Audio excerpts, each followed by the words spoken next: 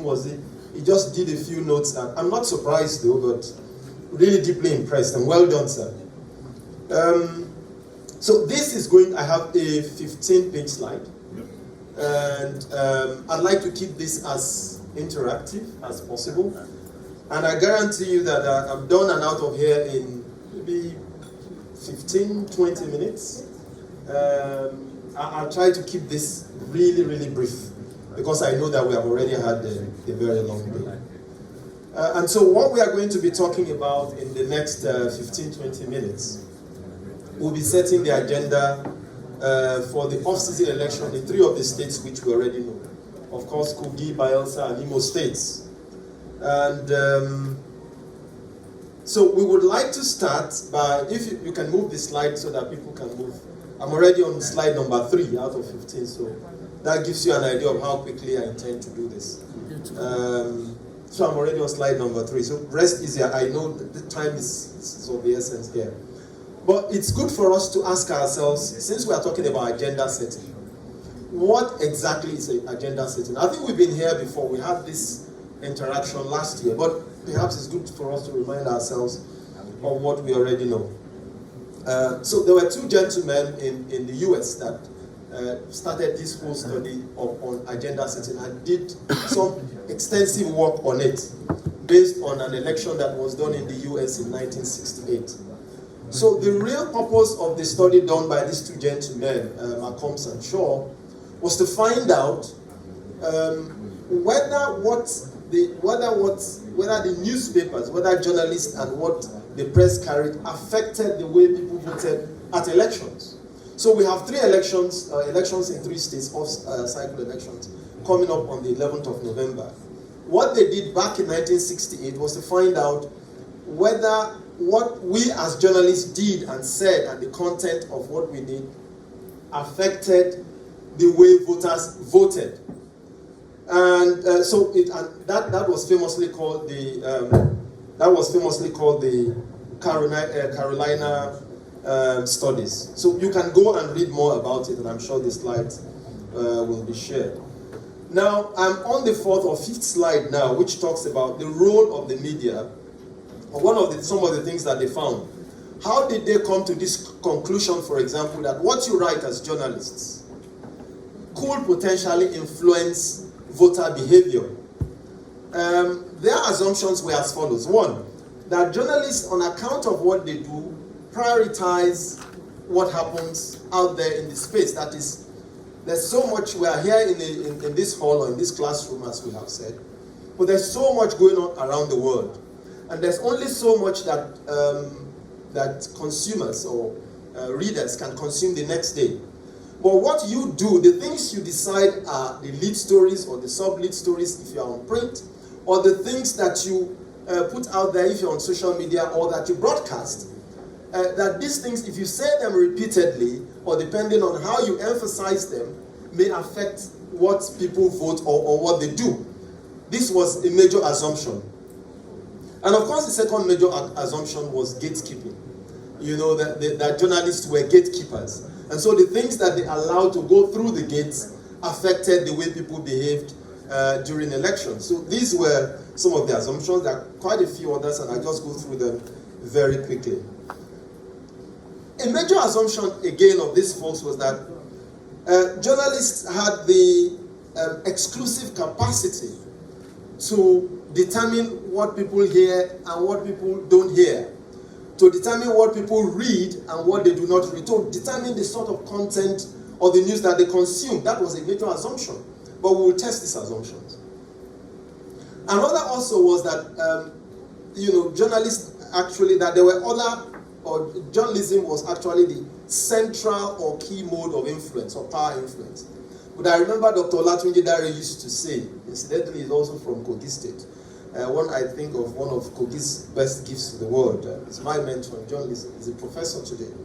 He used to ask us and tease us in the class back in the day, are you sure that journalists actually are the major centers of influence? Or do you just reflect what people say?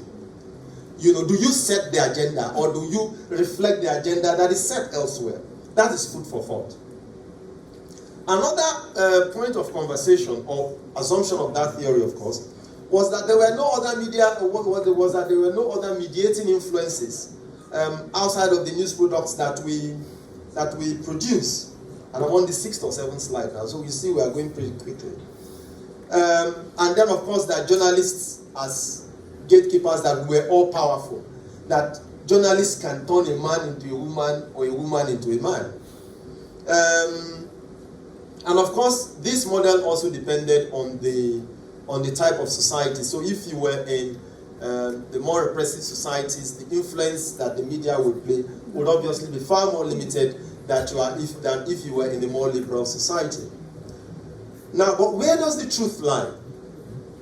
Where does the truth lie? And this is my submission, that journalists, and with due respect to the distinguished journalists here, are perhaps far more limited in the influence that they have than they presume.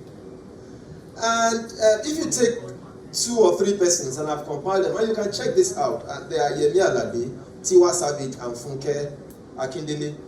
The 3 of them combined have 42.3 million people following them on Instagram alone. Well, I don't know how many you have. I'm sure I probably don't even have more than a handful. But these people are not journalists. So isn't it, I've heard the word used here, I think it was by my good friend and brother, an evangelist, who talked about arrogant presumptions. Isn't it a bit slightly overdone for you to assume that it is what you say that is gospel or that is the grail? That is food for thought. Another one, of course, isn't it true, distinguished ladies and gentlemen, that what you say or the extent to which you can set any agenda, whether it's for the November 11 election or for any other election, is a function of what you know? Exactly. I am saying, for example, as journalists, can you give what you don't have? As I said, we need to examine some of these truths. And we talked about the gatekeepers. Journalists love to call themselves the gatekeepers. Well, I don't know. Are there really gatekeepers in today's world? As we are here, it's possible to stream this event live. And some citizen blogger somewhere can just be, everything. Who is keeping the gate, actually? Is it true that there are still gatekeepers? I don't know. I'm just challenging us to think a bit more deeply on this. We have gates. Sir? There's still gates. Is there gates? But there are gatekeepers, but there are no gates. Okay, all right. So these are things that we really need to spend some time to reflect on. And then there is a book by a gentleman called Dr. Ishiekwene about it's a new book which I had the privilege of reviewing, about the influence of the media on voter behavior. Is it correct to assume that there are no mediating influences? And that is to say that, is it true that whatever I tell His Excellency the Governor about the forthcoming election is what he will believe hook, line, and sinker? That he will not, that there aren't he doesn't have other sources of information to sift the things that you or myself as journalists write or say? Because when you say agenda setting, you just think that it is whatever agenda you set is final. But is it possible that there are mediating influences to the agenda? I invite you to consider this. And is it also possible, distinguished gentlemen of the press, that these agendas can sometimes even have, captive, hosts? That if you work for a certain medium and you can put your own platform, I'm not going to mention anything. If you work for Kogi Daily News, for example, are you going to be so audacious and so fearless and so courageous to say things that are against the interest of the government of the state, because you are a fearless journalist and you have an agenda to set? Isn't it true that the platforms that we work for sometimes either consciously or unconsciously determine the sort of content that we share? You may think that you are free, but are you truly your own man, as we would like to presume. We all like to say I'm my own man. I challenge you to think a bit. I'm not saying I don't have the answers, but I just challenge you to reflect on it. Are you truly your own man, regardless of the platform that you work for in setting the agenda? Now, this is the meat of it, and I'm done in another 5 minutes or so. Now we are going to talk about setting agenda for off-season elections. So what are some of the things that you may or may not find useful? Please, if there's anything you don't find useful, totally forget and trash. But perhaps if there's some that you find useful, consider and reflect on it. Now, to set an agenda for an off-season election, either in Kogi or Bayelsa or Imo State, I propose that you consider the following factors. What do majority of the citizens, what do the people of the states, what do they yearn for? And how much of that do you know? Because you can't set, your agenda is limited by knowledge factor. What's your knowledge of basic economics? There's a book written by a great man called Thomas Sowell. It's called Basic Economics. I recommend it for every journalist. You need to know how the world works, how the budget works. Have you looked at the budget of Kogi State in the last 10 years, in the last 5 years, in the last... What's the budget like? How do you relate that to the things that have been done and to the things that are expected? Basic economics, I submit, is very vital. And of course, I would also submit that another tip that you may or may not find useful are the externalities. In setting agenda, there are some things that, as we say, that may be beyond your power. So everything is already, we had a couple of elections in the past. We thought we're all ready, and then suddenly the Independent National Electoral Commission announces that for reasons beyond their control, elections had to be postponed. Those are externalities, that could or that may or may not also affect electoral outcomes. I also submit that another tip that you may find useful is to expand your knowledge, because you can't give what you don't have. So expand your knowledge about the state, about the aspirants, so that you can challenge the aspirants and hold them to task about what they are claiming that they are going to do. And for newsrooms here, I think it's also useful that you potentially should set up special desks, for these states, just so you can do a bit more on this election and be able to serve your readers better. And I also suggest that you should not be shy to collaborate. You may not have all the resources. You may want to do a little more, but I think it's also fair to collaborate, and we have seen that example work many times.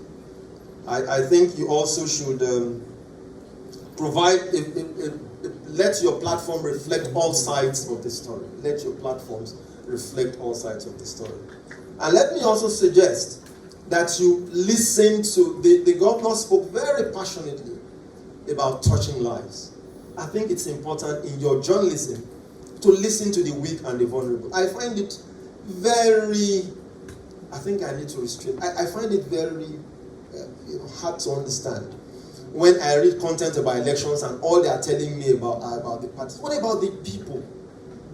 What about the people? Listen to their voices and let their voices reflect in the sort of content that you share with the public. It's important for them to also have a voice. And I saw that in the great video that Yemi put together, talking to people that I think were ordinary people in some of the things that she did about the governor's tenure, the video that we watched. And also you have to remember that you have an obligation to Section 22 of Nigeria's Constitution, which obliges you to hold government accountable. So whether it's Kogi State government, whether it's Imo State government, whether it's Bayelsa State government, you have responsibilities as journalists to hold government accountable to the people. I would like again to thank His Excellency the Governor for the great work that he's doing, having this year in, year out, and for the team that is helping to push this forward. I hope that our time will be far better spent than had been in the past, and that we'll keep having this session over and over again. Once again, I'd like to say a big thank you to you for listening. Thank you.